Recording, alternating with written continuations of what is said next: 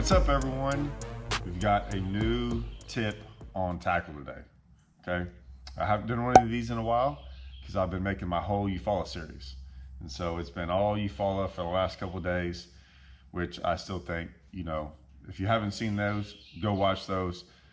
There's more insight into fishing in one of those videos as a ton of these. But I'm still gonna give you this one because I was throwing a swim jig in that event. And I only threw it on the final day, caught quite a few fish on it, didn't do it very long, kind of got my limit and went on my way. So I wanted to share with y'all a little bit about my swim jig setup, especially just a tip about swim jigs, something for you to think about. What's gonna happen when I share this tip, it's just gonna make you think about what style of swim jig, more or less the trailer, and how it affects your swim jig, if that makes any sense, okay? I think swim jigs, and I pick swim jigs for a couple of reasons, but probably not what you think, okay? So this is the swim jig I throw. 99, I don't even know about 99, 100% of the time. It's a high-tack, heavy cover swim jig. I usually throw it, I throw it in anything, the half ounce, 3/8, quarter ounce. In that video, in the fall series, I was throwing a 3/8 because I was throwing around boat docks. I think the 3/8 is the easiest to skip. I think it's the easiest to fish up high when there's no cover around. Now, I'll throw the quarter ounce, which is this one. I'll throw it more when there's like vegetation and stuff on top of the water and I'm trying to just keep it 5 inches or less, and it'll come up over that vegetation more realistic like. But it's irrelevant for what I'm about to talk about. Now, I throw this swim jig for a couple of reasons. One, I want a really good hook on it. Strike King puts a phenomenal hook on their swim jig. So I want a big, beefy hook. I do not throw this thing on light line, and I don't throw it on a light rod. I throw it on heavy rod. I throw it at least on 20-pound fluorocarbon. Sunline shooter or sniper is usually what I'll throw it on. If I'm throwing around a lot of cover, I go up to 22 or 25. There's no reason, you're reeling this thing, there's no reason you wouldn't go higher. There's no drawback for going to a higher line, a higher pound test line. What you got with this swim jig, a lot of times too, I'll take, depending on what I'm doing, I'll take half the weed guard right there and I'll cut that to where I only have a couple of strands for the weed guard. It barely gets hung up anyways. If you're not fishing around a whole bunch of heavy cover, especially around boat docks, there's no reason for the weed guard. Or you can put just a little bit of a weed guard. So I might cut off like half of it, like this much right here I'll cut off, okay? So that's what you got. Now, I came up with this trick, and it wasn't really a trick, it was just an observation. It just turned into a way of how now I trim my swim jig, okay? So for years, we used to put a swim jig on there and either put two different things, in my opinion. These are the two trailers I'm gonna throw. There are two different types of trailers. So it doesn't even matter if you're throwing these two, but these are the two trailers I throw. Either the Rage Swimmer or the Swimming Caffeine Shad. Now, two totally different trailers. They make the swim jig do two totally different things, okay? But what happened was when we used to put this trailer on our swim jig, okay? So for something like this, a swim jig, I just got used to, you can cut it. I just got used to biting it, okay? And that's about how much I bite off. It's just one of those things, I do it quick. And when I put it on there, even though they have a weed guard on there, if you're throwing this and skipping around boat docks or skipping it up into cover, I don't care, and I'm wanting to make my trailer last as long as possible, which all of us are trying to make everything as durable as possible. But what happened was when we used to put this trailer on our swim jig, for something like this, a swim jig, I just got used to, you can cut it. I just got used to biting it, okay? And that's about how much I bite off. And when I put it on there, if you're throwing this and skipping around boat docks or skipping it up into cover, I don't care, and I'm wanting to make my trailer lasts as long as possible, which all of us are trying to make everything as durable as possible. I don't care what keeper you put on there. It's not gonna hold it perfectly.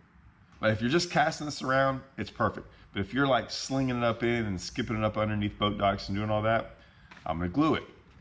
So this is the glue I've been throwing for like 10 years. Just Loctite. I go buy these 5-6 packages at a time. And I always put this on there. It works great. It dries, especially on something like this, it dries within seconds. I mean, usually you can put it in there, and once you slide it up in there, before you make your next cast, you can't pull it off anymore. Now, what did this Loctite do? Well, what would happen is I would catch tons and tons of fish on this thing, and it would eventually come off. I could still use it. I would just get this Loctite, put more of it. So if I mess this up, and I put more of it right here, with that keeper right there, I'd put it all right there, and I kept on just doing the same thing. Push it up in there, and it would hold. And sometimes I would get 50 fish out of this one setup.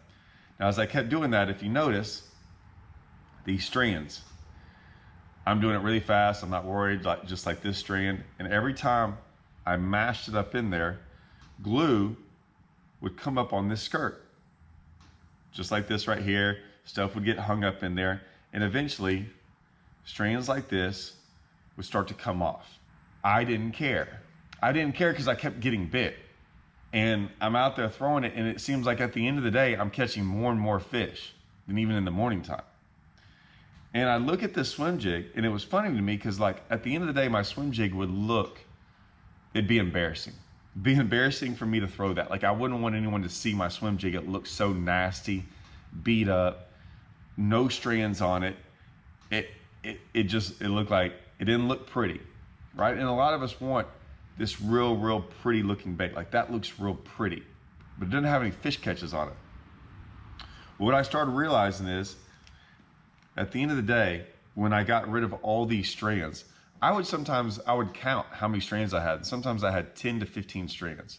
I don't even know what this has. This has got to have at least 50. But sometimes I'd have 10 to 20. So what did I come to realize? Well, this trailer and this Rage Swimmer are different, okay? And they're different on the way they're designed. This has more of a stabilized body. Okay, that's what we're gonna get into. The Rage Swimmer has more of a stabilized body.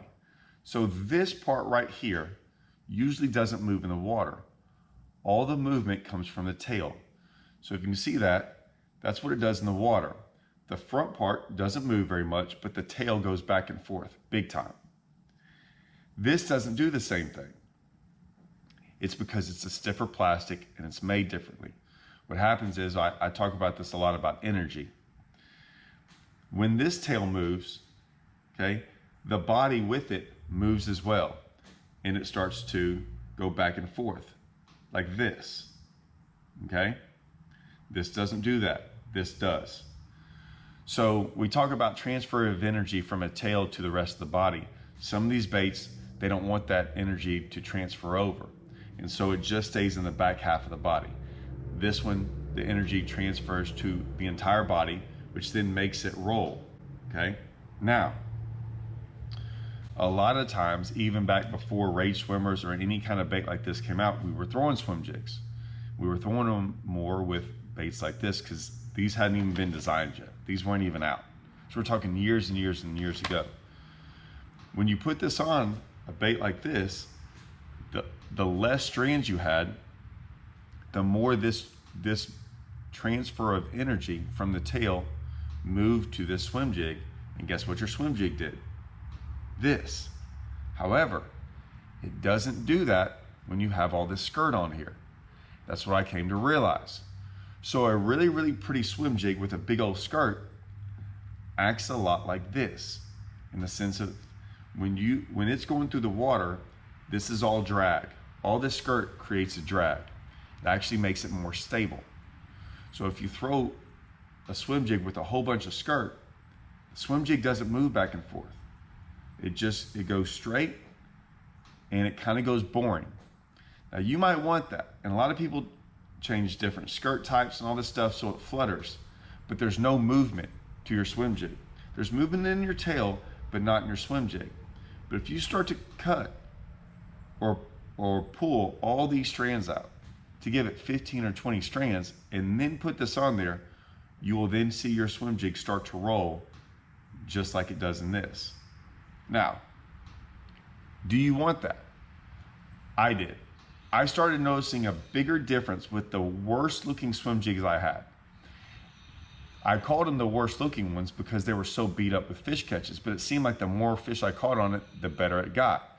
More times I had to sit there and use this Loctite on this trailer and push it up in there, and I would look down and more of the skirt would be gone, the better my swim jig became. Now, I still had skirt on it, don't get me wrong.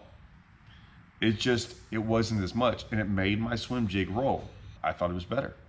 It was no doubt better. I caught way more fish doing that. I realized that too, because sometimes, like in tournament days, like all of us, we get used to like, hey man, we're gonna put the best and newest on there. So I still do that. Like if I'm practicing for 3 days, that next day of a tournament, and I've been practicing with the same hook, I'm gonna change hooks, right? I'm gonna do that with a couple different baits, like a new plastic, right? No one's gonna throw the same old plastic they've been throwing in practice. We're gonna get a brand new, fancy, pretty one and put it on our hook, right? If we're gonna throw a worm or anything. We all do that, and we all probably should. However, might wanna rethink that with your swim jig. You can put a brand new one on. I still take a brand new one out of the package, just like I did today. But I'm not gonna lie, I take it and I start pulling strands out. And I get those strands to at least half. I get it to at least half if I want my swim jig to roll and have movement like that. Now, there's times where I've seen that this trailer on this swim jig, not without the movement, but with this big sweeping tail, catches them too. Sometimes catches them better. Be honest. It's more of a what they want type deal. If they're wanting a whole bunch of action and movement and they're super aggressive, I'll probably throw a big tail like this, one that moves a whole bunch. Like I'm trying to get their reaction, their sight. Honestly though, if I want in dirtier water and I want the whole bait to move and move a whole bunch of water where they can't see it, they gotta feel it more, I'm probably gonna throw this, right? If I want it subtle, a more subtle action as opposed to I'm gonna reel it slower and I just kind of want it doing this, especially when I slow roll it, I'll slow roll this and not this. So these are some things you need to think about when throwing a swim jig. So I suggest going out and just doing these two right here. Just putting one on and look at it in the water, and then put this on, do the same thing and look at it in the water. Look at the movements of your swim jig and how it moves differently in the water. Then you might okay, let's test it out, see which one's better. Your lake, this one might always be better. It might not ever matter. Like this one might always be better option than this. Then other lakes, this one might always be a better option than this. But either way, it's never gonna hurt you, I promise, to trim down your swim jig. Not here, where everyone likes to do it. I don't mind you doing it here, but pull strands off. Pull the strands off so you don't get that drag in the water that's created from the skirt, and you can get more movement in your swim jig.